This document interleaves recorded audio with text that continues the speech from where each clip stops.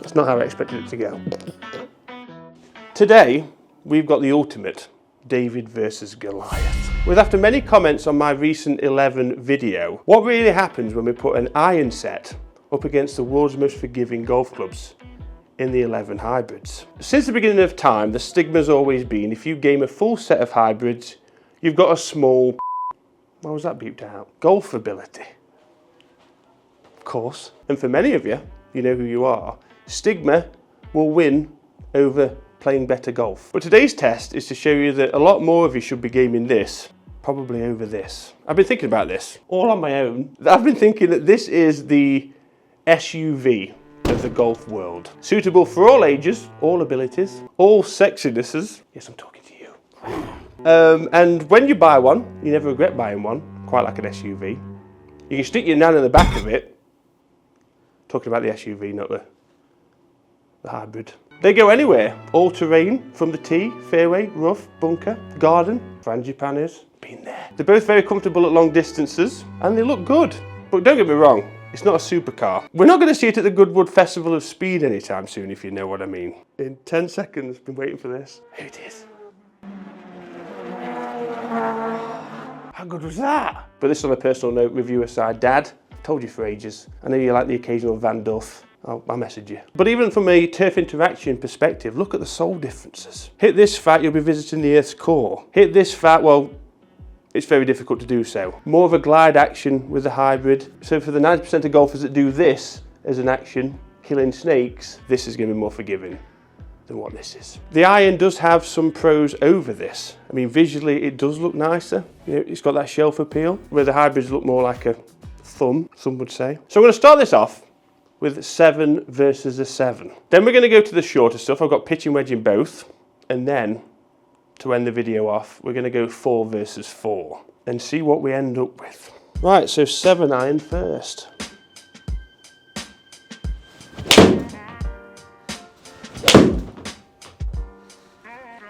Just easy swings. We're not trying to, it's not a distance off. We'll leave that for the 4 irons.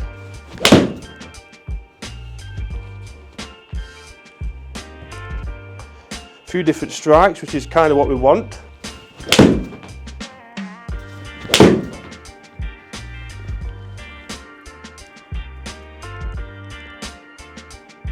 A bit right to left on that.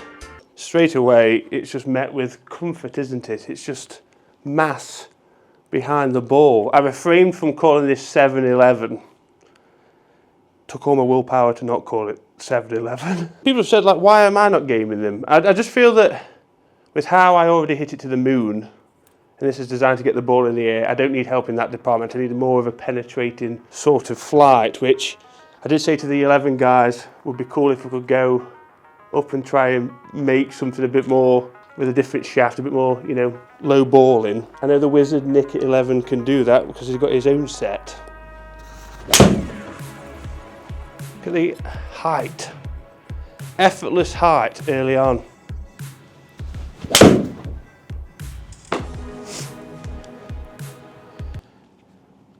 Turn on, windows back up. I was just about to talk about the RPM. I feel like someone sometimes is just not on my side. Go away. I was talking about the RPM. It's there. But obviously, again, in support of me not gaming this fully, is because I'm getting the launch as well as the spin.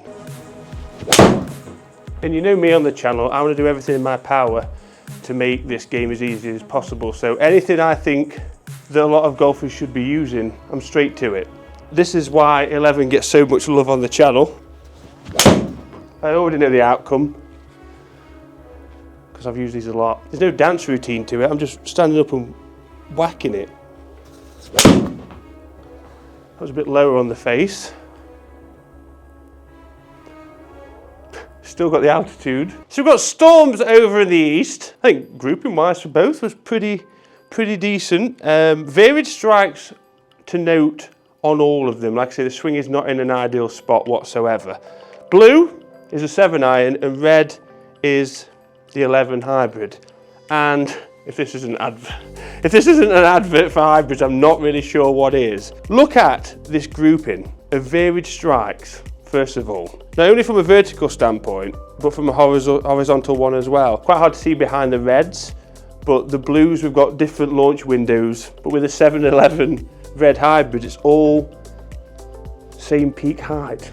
Club speed was a little quicker with the hybrid, lighter components. This is a relatively heavy construction of iron shaft. Carry in total, 11 hybrid was a little bit longer. We've got 5 mile an hour faster with the hybrid, 7 iron for 7 iron. And then we look at dynamic loft, we've got an extra degree of loft, primarily because the construction weighted more at the rear, allows to add more dynamic loft, more launch, more spin, easier to hit. Just forgot there as well, I thought, what have we missed? Attack angle. What a story this tells. 4 down on the hybrid. I'm hitting this more like an iron than I am the actual iron. If we get that more neutral, imagine the launch and spin and dispersion.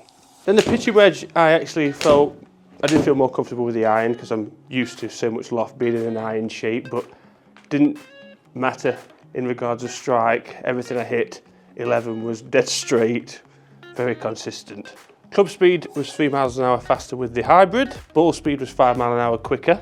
Again, tack angle was slightly steeper than that of the iron again, yet height with the hybrid was 108 feet to a 95 with the iron. Spin rate to offset that, 8,500 just over with the iron, 8,000 RPM with the hybrid. Now this is where it really comes into its own hybrid sets. Obviously the lower the loft, the harder it is to hit, especially with the average to lower club head speed. The CG location in the 4 hybrid is going to make it a lot easier to launch the ball in the air.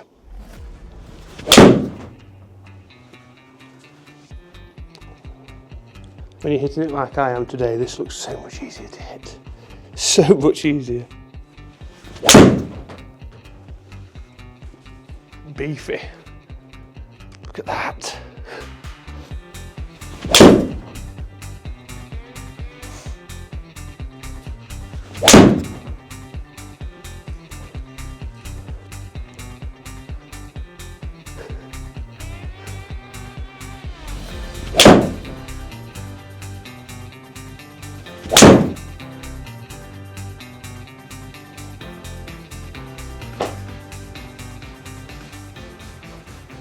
Do we need to look at those really?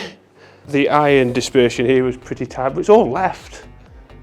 This just felt more confident with today, especially today, swinging it like an absolute baboon. Dead straight all the way down. This is a couple of yards either side of 220. Club speed 2 mile an hour quicker, best part of 6 mile an hour faster ball speed. Carry 221 with the 11 hybrid to 217 with the iron. Almost identical total distance purely down to the steep descent, and I actually got a little bit more RPM because it went straighter. I'm not closing the face off.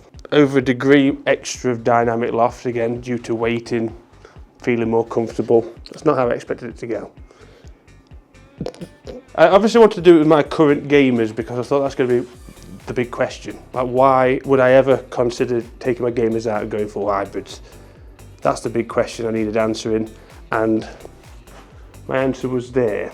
I still feel that we've got that spin rate with a hybrid, but because of the MOI, it's more forgiving. It stays square, even on toe and heel strikes. Where with the iron, it's more partial to twist with the toe and heel strike. So again, that also results in workability.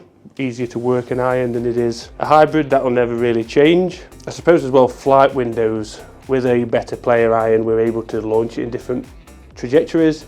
A hybrid, weight's just situated at the bottom, so it's just going to go straight up in the air, which a lot of golfers do need. But guys, very interested to see what happens when we get some proper heavy specs in there trying to knock this flight down. It'll be very interesting. Thank you as always for watching.